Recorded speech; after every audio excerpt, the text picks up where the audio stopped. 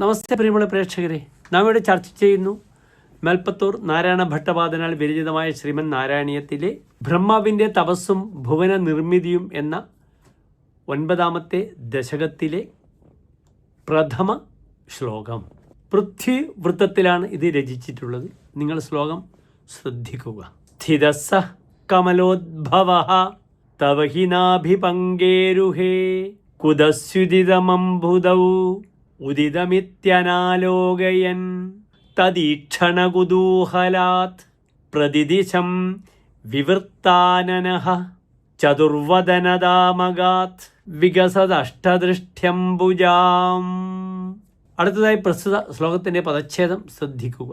സ്ഥിതഃ സഹ കമലോദ്ഭവഃ തവ ഹി നാഭിപങ്കേരുഹേ കുതസ്വിത് ഇദം അംബുധൗ ഉദിതം ഇതി അനാലോകയൻ തദീക്ഷണ കുതൂഹലാത് പ്രതിദിശം വിവൃത്താനനഃ ചതുർവദനതാം അഗാത് വികസദഷ്ടദൃഷ്ട്യംബുജാം. ഇനി പ്രസ്തുത ശ്ലോകത്തിൻ്റെ അന്വയം ശ്രദ്ധിക്കുക.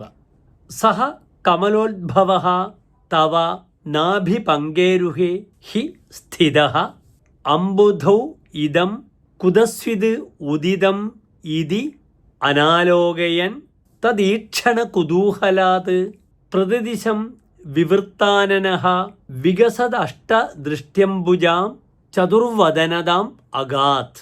ഇനി പ്രസ്തുത ശ്ലോകത്തിൻ്റെ സാരാംശമാണ് നാം ചർച്ച ചെയ്യുന്നത്. ശ്രദ്ധിക്കുക.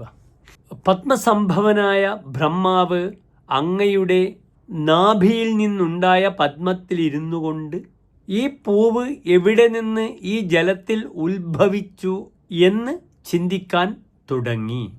അതിൻ്റെ ഉത്ഭവം കണ്ടെത്താനുള്ള കൗതൂഹലത്താൽ, താൽപ്പര്യത്താൽ പ്രചോദിതനായ ബ്രഹ്മാവ് 4 ദിക്കുകളിലേക്ക് തൻ്റെ മുഖം തിരിക്കുകയും അങ്ങനെ വികസിച്ച താമര മലർ പോലെയുള്ള 8 കണ്ണുകളോടുകൂടിയ 4 മുഖങ്ങളുള്ള അവസ്ഥയെ പ്രാപിക്കുകയും ചെയ്തു എന്ന് സാരം.